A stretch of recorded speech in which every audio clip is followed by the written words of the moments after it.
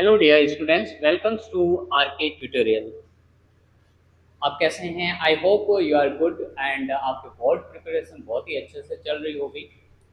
Dear students, आज वाली class में हम बात करने जा रहे हैं क्लास 10th की बुक फर्स्ट फ्लाइट का चैप्टर 5, जिसका नाम है ग्लिम्पसेस ऑफ इंडिया। उसके अंदर आज अपन इस वाली क्लास में बात करेंगे पार्ट 1, बेकर फ्रॉम गोवा।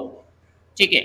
अब इस चैप्टर की शुरुआत करने से पहले मैं आपसे एक क्वेश्चन पूछना चाहता हूँ। क्या आपने कभी गोवा के बारे में ऐसा हिस्ट्री का कोई राज सुना है जिसके अंदर जिक्र कर रखा हो कि वहाँ पे पुर्तगाली जो लोग थे वहाँ पे पहले क्या करते थे, राज करते थे गोवा में। चलिए बिना किसी देरी के चैप्टर को शुरू करते हैं और अच्छी डिटेल के साथ में हिंदी में पूरा इसका एक्सप्लेनेशन करेंगे, जो 10th क्लास में बोर्ड एग्जाम की दृष्टि से बहुत ही इंपॉर्टेंट साबित होगा। चलिए बिना किसी देरी के चैप्टर को शुरू करते हैं। डियर स्टूडेंट, अपन बात कर रहे हैं ग्लिम्पसेस ऑफ इंडिया। सबसे पहले बात करते हैं कि ग्लिम्पसेस का मतलब क्या होता है।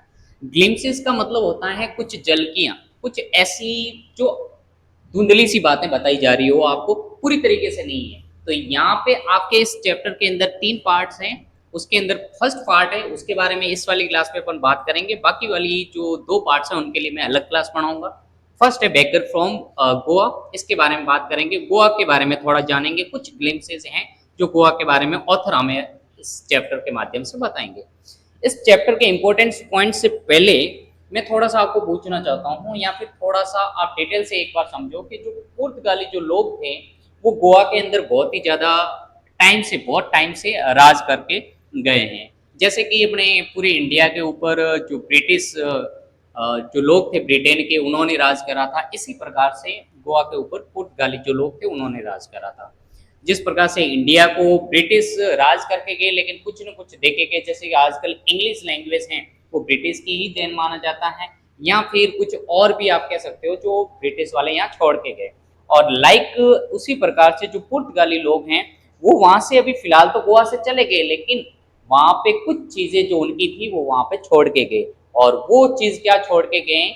Loss of bread. ब्रेड वहां पे गोवा के अंदर बहुत ही ज्यादा अभी भी फेमस है। और उसके अंदर ये बताया गया है, जब चैप्टर की शुरुआत होती है तो लेखक ये हमें बताते हैं कि जो पुर्तगाली जो विरासत थी उसके अंदर जो लोग थे उनका जो पैशन हुआ करता था, जो पुराने लोग थे उनका पैशन था ब्रेड बनाना, पुर्तगाली लोग थे।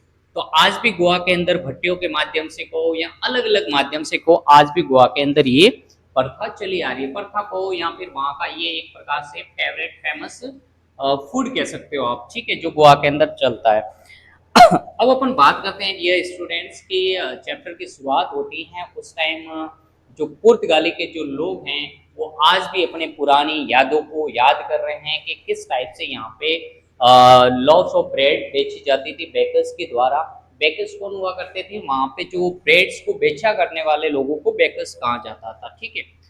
अब स्टार्ट होता है कि बेकर का जो वहाँ पे अराइवल पॉइंट होता है वो क्या होता है।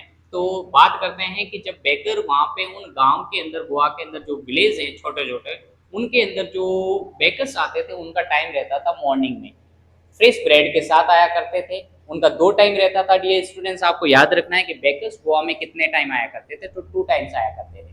फर्स्ट टाइम आते थे मॉर्निंग में और सेकंड टाइम आते थे इवनिंग में, खाली बकेट के साथ में, और फर्स्ट टाइम फ्रेश बकेट के साथ में, ठीक है। ये तो अराइवल हो गया बेकर्स का। अब दूसरी बात करते हैं कि उसके अंदर जो बेकर्स आते थे तो बच्चों का क्या रहता था वहां पे?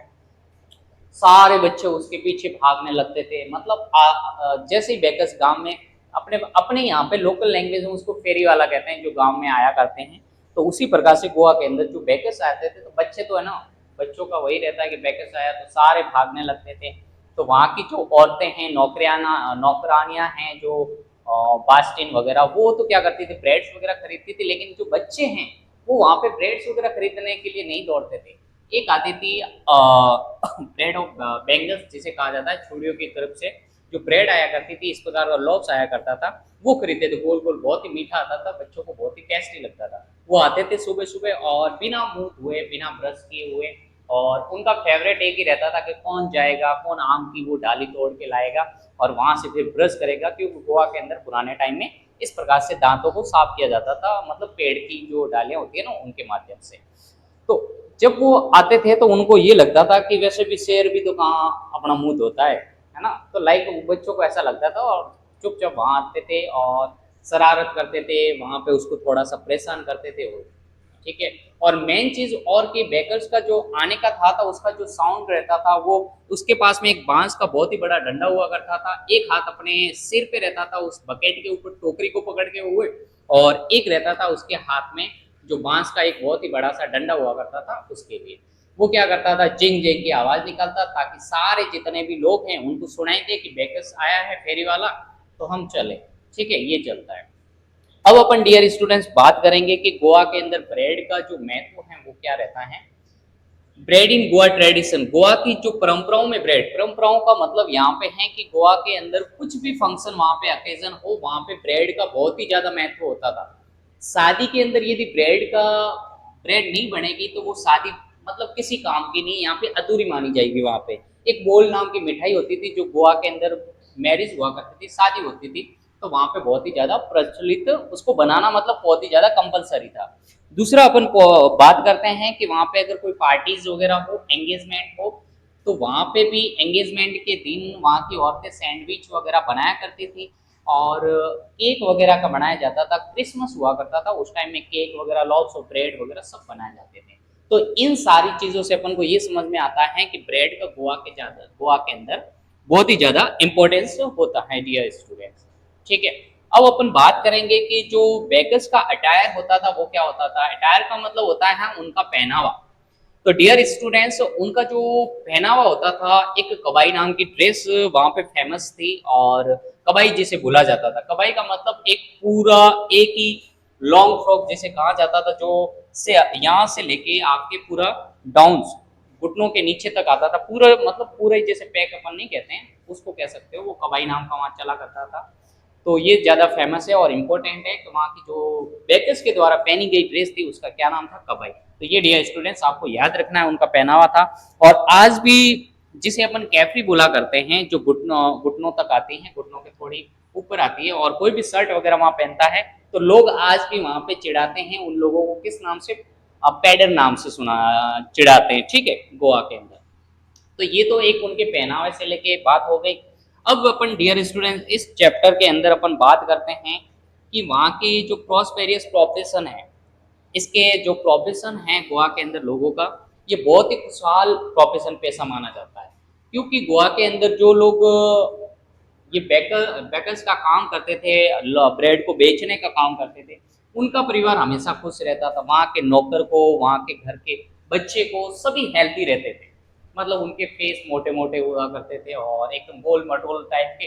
तो वहाँ के लोगों को कोई भी नहीं कहेगा कि ये किसी मतलब ऐसे परिवार से हैं जहाँ पे खाना नहीं मिलता। उनको खाना भी बहुत ही भरपूर मिलता था और अच्छे परिवार से। और उस जमाने के अंदर जो इनका ये जो पैसा था बहुत ही ज़्यादा प्रॉफिटेबल होता था, बहुत ही ज़्यादा अच्छे अर्निंग करके देता था उस जमाने में। और दूसरी बात ये कि जो बैकर्स हुआ करते थे वो इनका हिसाब किताब रखा करते थे। या तो कहीं जाते थे तो वहाँ पे या तो कोई दीवार वगैरह पे एक पेंसिल से लिया या फिर कागज के अंदर कुछ भी करके वो एंट्री कर देते कि तुम्हारा इतना बिल हुआ, तुम्हारा इतना, ठीक है। यहीं पे आपका चैप्टर को फिनिश कर दिया गया आइडिया स्टूडेंट्स। तो अपन थोड़ा सा इसकी जल्पियों के बारे में बात करते हैं कि अपन ने अभी क्या पढ़ा बेकर्स फ्रॉम गोवा, और इस चैप्टर के अंदर अपन ने ये देखा कि इसके अंदर जो पुर्तगाली लोग हैं वो अपने पुराने दिनों को याद कर रहे हैं, ठीक है। उसके अंदर क्या क्या इंपॉर्टेंस है, क्या क्या नहीं है, उसके बारे में अपन ने बात करी। और दूसरी बात अपन ने कहा कि बेकर्स कब आया करते थे, बेकर्स का जो इम्पोर्टेंट टाइम क्या रहता था, मॉर्निंग एंड इवनिंग रहता था, वहाँ के बच्चों का क्या रोल वहाँ पे रहा है, ठीक है, इसके बारे में अपन ने बात करी। फिर अपन ने बात किया कि जो ब्रेड हैं, जो लव्स ऑफ ब्रेड हैं, वो गोवा के अंदर किस टाइप से इंपॉर्टेंस है, इसके बारे में भी अपन ने बात करी कि किस टाइप से उसका बहुत ही ज्यादा महत्व है डियर स्टूडेंट्स, ठीक है। कि शादी हो गई, एंगेजमेंट हो गई, क्रिसमस हो गया, कोई भी ओकेजन हो गया, ब्रेड का बनना वहां पे तय था, ठीक है।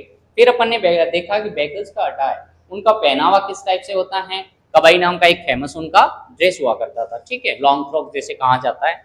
और दूसरा कि इनका जो प्रोफेशन है वो बहुत ही ज्यादा खुश मिजाज वाला प्रोफेशन होता है, ठीक है। तो आई होप ये क्लास आपको अच्छी लगी हो, तो वीडियो को लाइक करें और शेयर करें। अगर आप चैनल पे नए हो तो चैनल को सब्सक्राइब जरूर करें।